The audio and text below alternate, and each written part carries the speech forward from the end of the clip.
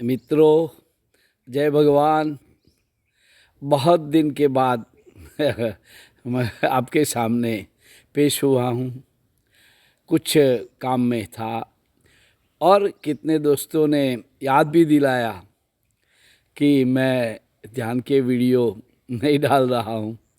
तो फिर आज लगा कि चलो ध्यान के बारे में दो बातें कर लूँ।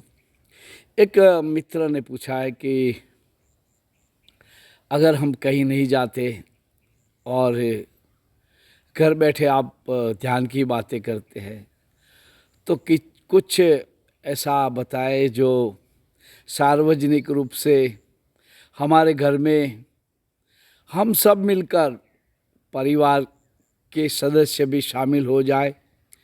इस तरह कुछ ध्यान विधियों का प्रयोग घर बैठे कर पाए। बहुत बड़ी बात है। ध्यान करने की भीतर की मनोदशा बनना एक बहुत बड़ी बात है, अद्भुत बात है। और मुझे इस बात की खुशी है, ऐसा मैंने बार बार कहा है कि अगर आपको ध्यान में रुचि है, आप कहीं नहीं जा पाते और ध्यान करना ही है, तो आपको मैं बता रहा हूँ। अगर ध्यान में बैठते नहीं हैं तो जो भी कार्य कर रहे हो उस कार्य के साथ खुद तन्मय हो जाइए। इतने भाव से जुड़ जाइए कि वो कार्य खुद आप बन गए हो। जैसे कि आप चल रहे हैं तो इस तरह चले, कदम कदम आपको पता चले आप चल रहे हैं। चलना आप खुद बन गए हो। जैसे आप खाना खाने बैठे हो तो इस तरह खाना खाइए, पूरी सजगता से एक एक चीज खाइए और देखिए उसका स्वाद भी अब पता चलेगा आपको। ऐसे तो जल्दी में लोग खा लेते हैं, टाइम है ही नहीं किसी के पास, जो मिला वो खाया। कितनों को तो खाने के बाद पता भी नहीं होता इन्होंने क्या खाया। तो आप खाना परोसा है, बड़े प्यार से देखिए खाना और फिर देखो आप कहीं दफ्तर में बैठे हैं और बात याद आ गई आपको, तो आप जो कार्य करते हो वो कार्य के भीतर हो जाओ। कार्य खुद बन जाओ, खाना खुद बन जाओ, चलना खुद बन जाओ। ये छोटी छोटी विधियां है, इसका रिजल्ट बहुत बड़ा है, फायदे बहुत बड़े हैं, लेकिन आजमाना पड़ेगा।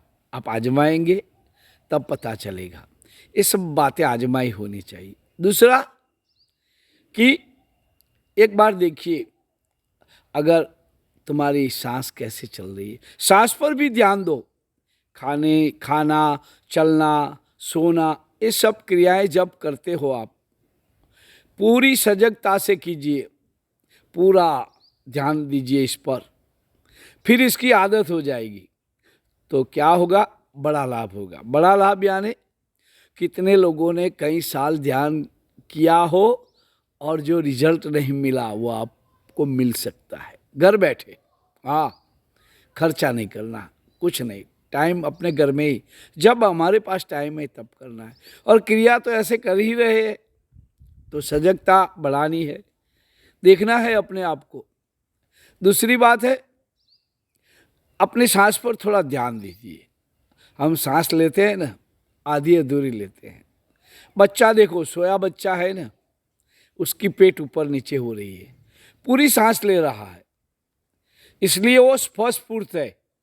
बच्चा देखो कभी टेंशन में नहीं दिखेगा, वो मौज मस्ती में रहेगा, नींद भी अच्छी लेगा। और हमारी सांस पूरी नहीं होती, हमारी छाती ऊपर नीचे होती है, वहाँ तक सांस आती है।